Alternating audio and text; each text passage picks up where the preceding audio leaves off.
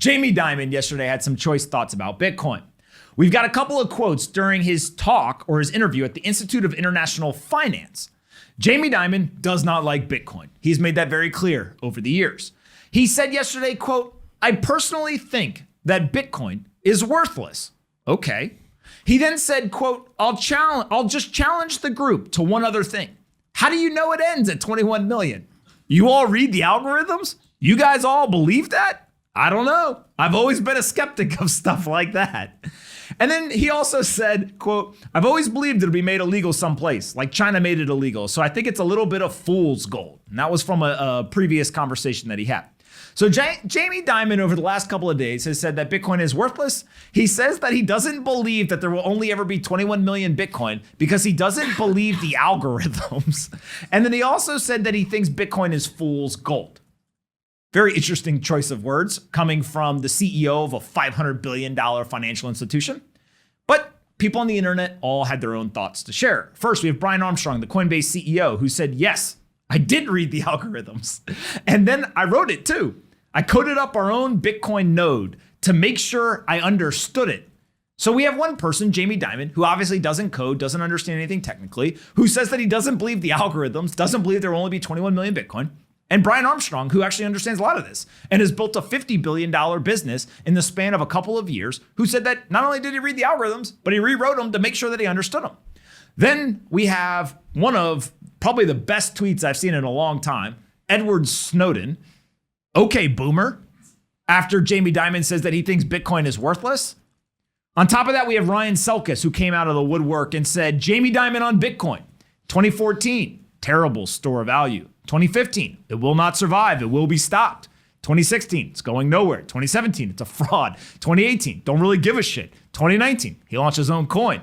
2020, not my cup of tea. 2021, I have no interest in it. It's fool's gold. It's worthless." Well, that's all pretty interesting stuff, Jamie, but you've been wrong.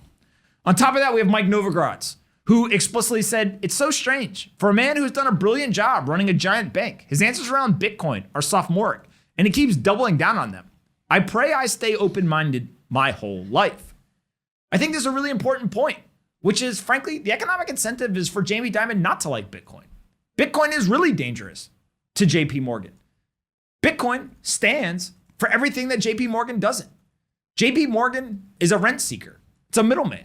The entire business model is based on you not being able to do anything for yourself. It's based on you giving them your assets and them saying, "We know best. Trust us. We'll do it for you." Instead, Bitcoin provides sovereignty. It allows you and I to hold our own assets and to interact with various financial services in a decentralized, permissionless way. No longer do we need traditional banks. And so now we have two different forces facing each other. We have people like Jamie Dimon who literally think it's worthless, who literally don't believe in software, who claim that the software is not actually accurate or works. And then we have a whole nother system where over 100 million people around the world have chosen to store value in a decentralized, digital, open monetary network. Closed networks always lose to open networks. And Bitcoin has absolutely exploded in popularity.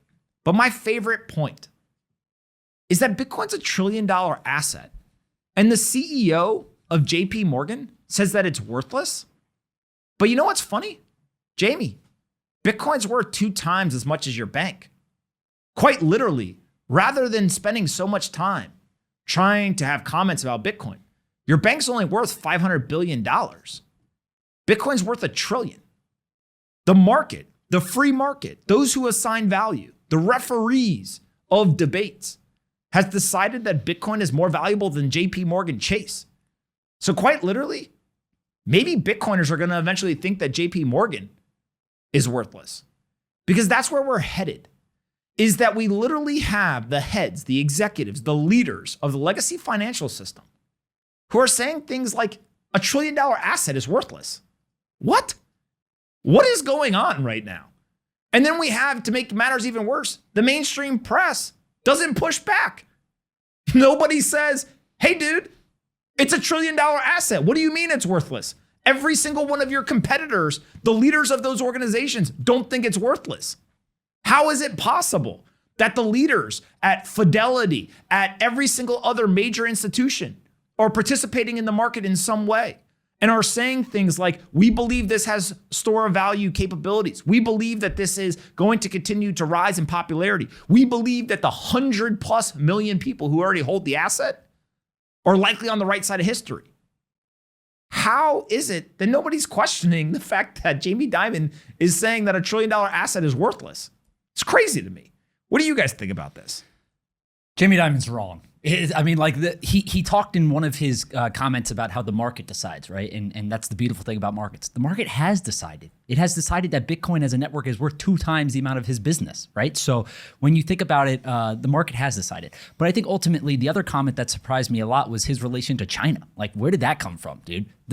China relies, talking about censorship, they rely on censorship within the news, the media, all this stuff to control their citizens, to limit the ability for their citizens to have freedom of speech and other freedoms and expressions and stuff like that. So the idea that he's going to claim that China banned Bitcoin and that's a reason that we should look at it and ban it also is ridiculous in my opinion. Not only is he wrong when it comes to the market deciding how much Bitcoin is worth, it's obviously decided it's worth $1 trillion as an asset class, but outside of that, China, like what, dude? It is not right to be looking at China as an example of what we should be doing here in the United States. That is incorrect and completely wrong in my opinion. I think what Jamie Dimon has done is he has shown that he is not willing to change his mind, right? What Mike Novogratz said is he said, I hope until the end of my life I keep an open mind, which I think is correct because Jamie Dimon has sat on the sideline. I think his first comment was in 2014. I looked it up briefly and he's missed 20,000% price appreciation on Bitcoin. It would have been the best performing asset in his portfolio by a long margin. And he has been confronted with it as a leader in the financial industry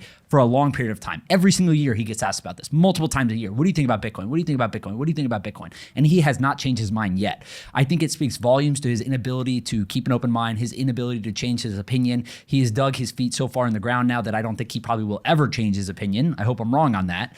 But just in general, the idea that Bitcoin is worthless, he's wrong. And I think his clients have told him that. I think a lot of other banks on Wall Street have shown him that. And I think ultimately the market and the retail traders that are have profited off of this while he sat on the sideline have proven him to be incorrect. John, what do you think? Yeah, Joe hit a lot of great points. Wow. A lot of what I was going to talk about. Mike Novogratz, great. Stay open-minded. That's what the best and the smartest people do is they're consistently open-minded, consistently learning. The 21 million, not knowing if there's 21 million or not, or does it stop at 21 million, is a comical comment. Go read. 2018, he said, I don't give a shit talking about Bitcoin. Bro, it doesn't matter. I don't care what you care about. The market will end up deciding who is right, and that's the best thing about free markets. It doesn't really matter. He's consistently trashed on Bitcoin, and it sounds like he gives a shit. Oh, he definitely cares. It sounds like he gives it, it's fool's gold. It's like, dude, stop talking about it. If you don't care, let it go. Well, people, in his defense, I want to defend Jamie Dimon for 2 seconds, right? One is most of the times he's talking about it, he's not offering up his opinion. He's not showing up to a conference saying, hey, I want to do a talk on Bitcoin, right? And tell you how it sucks. No, people are asking him the question. So for sure, he's put in a position, and I'm sure he doesn't like talking about it. He's tired of talking about it. He knows when he says things, he's trying to say whatever his talking points are, and then he just absolutely, his head bashed in online in terms of all of the people just yelling and screaming and saying how he's wrong, etc. So I'm sure he doesn't want to do that stuff.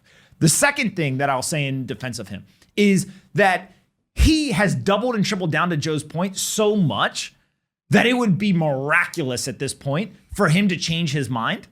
And he's probably gotten a positive feedback loop from all of the clients of the bank, right? A bunch of those people probably have said to him, yeah, we really liked what you had to say about Bitcoin. We like the fact that you think it's risky. We like the fact that you think that actually it could go to zero. And so somebody is telling him that these talking points are the right things, right? It's very, very low probability that he says this stuff. He goes back to his office and literally the people, his colleagues, the younger people at the firm, the customers, et cetera, are all saying to him, hey, I think you're wrong on Bitcoin. And he keeps saying, no, I'm going to keep doing it, right? The odds that he's literally flying in the face of every person he talks to and continuing to say this is very low. The second thing is, as he's presented with more information, he's not changing his mind. Right? It's one thing when it's a $20 billion asset. Another thing when it's a $100 billion asset. Then it's a $1 trillion asset. It's another thing when all of a sudden you have Fidelity and other major banks all participating. It's another thing when all of a sudden you see multiple companies in the industry starting to go public, etc. Data point after data point after data point after data point. And he's not changing his mind. I actually think that people give folks like this a harder time than they usually deserve because it's a really complex job. You're the CEO of a major bank. You got 9 million things going on. You can't be an expert in everything. And so a lot of times what ends up happening is they're just parroting and repeating the talking points that somebody internally gave them. But I don't think that's what is happening in this specific case. I actually believe that he thinks he believes what he's saying. And the issue is that either one, nobody sat him down and explained it to him, or two, he's literally just missing something. Because I've never seen anyone who's taken the time to learn about it, who then walks away and says, you know what? I actually don't think it has any value. They may say it's overvalued. They may say, I don't think it's going to realize the full promise of what people in the community think. They may have caveats to it, but nobody walks away saying it's worthless. Again, $1 trillion asset that's held by 100+ million people around the world. A nation state just made it legal tender. There's multiple large institutional investors in the United States and abroad that hold the asset on their balance sheets. How could it be worthless? You know what?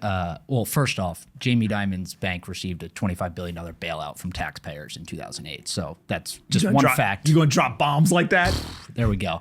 Second off, I think the best thing yesterday, and I think frankly what Jamie Dimon might be a little mad about, is Bitcoin didn't care. Bitcoin didn't care at all. It was up 5-6% on the day. It's closing in on an all-time high, right? Like, it doesn't care. It's continuing to operate as designed. More people are adopting the protocol every single day. Like you said, it's become legal tender in a country. It's inevitable at this point. I think Jamie Dimon is proving to other people he's obviously super intelligent. I don't think a lot of some guy in the comments said he's going to be working for Pompliano Motors by 2025. So the guy's I think Jamie Dimon's going to be okay. He's got $2 billion. I don't. We'd love to have him, I guess, but no, he's not. Do the oil changes. Yeah, he could do the oil change or something, but I don't think he's going to be working for Pompliano Motors. So that stuff's funny, but I just think it's interesting that like Bitcoin didn't care at all, right? Like this is the type of information that used to matter a lot and used to move markets, right? Like an Elon tweet, Jamie Dimon saying it's worthless, all this stuff. 2, 3, 4 years ago used to move markets a lot. 10% we'd see drawdowns and stuff like that. And yesterday just didn't matter at all, which I thought was super interesting.